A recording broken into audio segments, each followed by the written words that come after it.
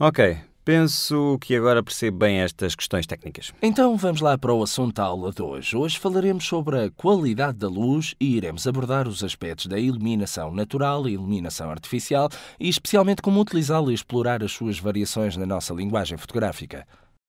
Sim, esta ideia é interessante. Então vamos Agrada-me. começar pela iluminação natural. Tens de considerar que durante o decorrer do dia, a luz natural, quando estamos a fotografar no exterior, em 90% dos casos, temos que o fazer com luz do sol. Muda de cor, intensidade e direção. Pensa que a luz do amanhecer é muito mais quente, mas também muito mais fraca, por isso tem menos intensidade e cores muito mais quentes, enquanto que... Sim, mas no que diz respeito à fotografia, realmente faz alguma diferença? Claro, porque os materiais sensíveis, seja película ou sensor digital, têm uma sensibilidade à luz que permanece constante. No entanto, os nossos olhos adaptam-se de forma que nós não nos apercebemos dessas mudanças que seriam evidentes na fotografia. Precisamos ter em conta que as nossas imagens serão mais visíveis e muito mais ampliadas, uma vez que não há o nosso cérebro a interpretar essas variações e a traduzi-las em níveis, digamos, mais ou menos equivalentes durante o dia. Então, a partir do amanhecer, há uma intensidade de luz que é muito mais baixa e com uma tendência para o cor-de-rosa como tonalidade nas horas centrais. À medida que o sol se eleva no seu arco, a luz torna-se muito mais intensa e as cores estão mais próximas da luz branca, aquela a que estamos acostumados e para a qual os materiais fotográficos estão calibrados. E, gradualmente, à medida que se aproxima ao pôr do sol, o sol tende a pôr-se e a luz torna-se muito mais quente e as cores estão mais próximas do amarelo e vermelho até ao pôr do sol. Então, se eu quiser fotografias com tons mais quentes, devo fotografar ao pôr do sol, certo? Sim, no pôr do sol a tonalidade luminosa torna as cores mais quentes, aproximando-as ao laranja e ao vermelho, e isso acontece porque o sol está mais baixo no horizonte. Por isso, a atmosfera filtra os raios de luz, deixando passar os comprimentos de onda mais próximos do vermelho. Além das mudanças durante as horas do dia, tens de considerar também as mudanças de luz de uma estação para a outra. Porque também aqui existe uma diferença. Sim, sem dúvida o sol tem uma inclinação diferente em relação ao horizonte, dependendo se estás no inverno ou no verão. Tenha em conta que no inverno, em geral, há uma luz mais fria que favorece a representação dos tons claros da imagem e produz geralmente imagens mais homogéneas e sem fortes contrastes. Então, estás a dizer que consegues ver uma fotografia e ver a diferença de luz entre uma estação e a outra. Bem, digamos que se pode ver. Em 2 dias de céu claro, certamente a qualidade da luz vai ser diferente numa fotografia tirada no verão e noutra tirada no inverno. Ao contrário do inverno, no verão vamos ter um contraste muito forte e as sombras serão mais escuras porque o sol está mais alto e também os tons quentes da fotografia serão mais evidentes. Se estiver numa situação muito luminosa, com o sol muito forte, é possível ter um resultado final mais sereno, eliminando os contrastes e trabalhando com cores um pouco mais pálidas, menos saturadas? Normalmente o caminho para alcançar esses resultados é a utilização de variações na exposição da fotografia e é com a sobreexposição da imagem que se consegue isso. Ao sobreexpor vais fazer com que todas as cores percam um pouco de saturação, eliminando-se um pouco, mas também vais reduzir as sombras e o contraste da imagem. Mas, sobretudo, os tons vão se tornar um pouco mais apagados. No entanto, existem outras situações interessantes da luz que podemos aproveitar para efeitos criativos. Por exemplo, a contraluz pode ser uma situação interessante. Sim, mas se eu tirar uma fotografia à contraluz, não arrisco a ter uma silhueta que se destaca do fundo do céu. Bem, na verdade, quando fotografamos com contraluz, podemos ter vários efeitos na nossa imagem. Um deles é ter a silhueta destacando-se assim, mas quando se quer e não quando... Na verdade, às vezes acontece Sim, isso. acontece sempre... Outra forma pode ser expor corretamente o tema e sobreexpor o fundo.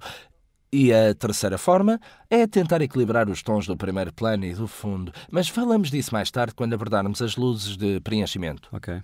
Normalmente, de qualquer maneira, digamos, temos como resultado uma silhueta contra o céu devidamente exposto quando confiamos nas informações fornecidas pelo exposímetro dentro da máquina fotográfica. Isso acontece porque a parcela do céu que é predominante no nosso enquadramento tem um brilho muito forte. Pois é.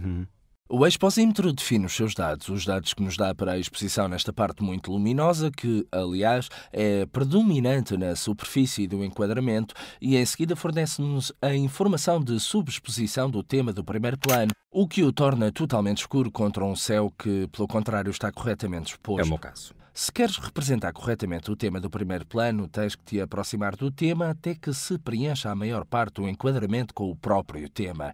Desta forma, o exposímetro na máquina fotográfica detecta os valores de exposição do tema e o tema será devidamente representado. Assim, o que está por trás dele, que tem um maior valor de brilho, fica então em sobreexposição e o tema é reproduzido corretamente, enquanto o céu será representado com as cores um pouco mais apagadas e, acima de tudo, digamos, sobreexpostas e assim queimadas. Ok, tudo bem. No entanto, para além das questões que afetam a qualidade da luz, também é importante aprender a avaliar a direção da luz. Ou seja, Geralmente estamos acostumados a uma única fonte de luz quando utilizamos a luz natural, que é a luz do sol, mas em ambientes urbanos ou sempre que estamos perto de grandes edifícios ou áreas que podem ser de vidro, espelho ou mesmo uma simples parede branca, a luz é refletida em parte por estas superfícies e também pode adquirir outras direções. Assim, fotografando um tema dentro de um ambiente urbano, próximo de uma superfície muito refletora, podes tentar explorar essas novas direções de luz para cobrir, digamos, áreas que teriam sombras demasiado escuras, por exemplo. Aproximando no retrato de uma pessoa, a pessoa é uma parede branca e certamente a luz que vem do sol de um lado será refletida na parede branca e irá iluminar a área sombreada do teu retrato. tantas coisas que não posso esquecer. De qualquer maneira, vamos falar sobre estas coisas mais tarde, quando abordarmos as superfícies refletoras e como utilizá-las para alterar a qualidade da luz. Bem, em suma, a luz é, portanto, fundamental do ponto de vista prático para tirar a fotografia. E também em relação ao tom que assume a fotografia e também pela sua direção. Exatamente. Bem, Anthony, a luz pode ser quente, fria, dura ou mole. Dura ou mole? Sim, por luz dura entende-se uma luz que aumenta o contraste. Praticamente torna muito mais evidente a transição das áreas claras para as escuras. E tem-se quando a luz vai atingir diretamente o tema. Nestes casos, as áreas fortemente iluminadas são muito brilhantes, enquanto as sombras são muito escuras e a transição entre as duas é bem marcada. Então, suponhamos que temos uma situação com condições de luz muito forte, dura. Como faço para amenizar isso? Bem, a luz suave ocorre quando a luz não atinge diretamente o tema, mas é filtrada por alguns elementos. Por exemplo, num dia com o céu nublado, o sol é filtrado pelas nuvens e atinge o tema de uma forma indireta e, portanto, a transição das zonas claras para as áreas de sombra é muito mais suave e, sobretudo, mais gradual. Quando temos um dia de céu claro e queremos uma luz mais suave, podemos levar o nosso tema para uma área de sombra, de modo que não é atingido diretamente pela luz do sol, ou colocá-lo debaixo de uma árvore, ou sob um chapéu de sol, ou então, se quiseres ser um pouco mais criativo, podes levar um tecido e, como alguns profissionais, tentas filtrar a luz antes de atingir o tema. Assim, terás fotografias que terão um aspecto mais suave e com uma passagem mais gradual das áreas mais luminosas para as áreas de sombra. Assim, a luz é importante pela sua qualidade cromática e porque nos permite salientar as características do tema. A luz é sempre apropriada para o tema e serve para torná-lo melhor.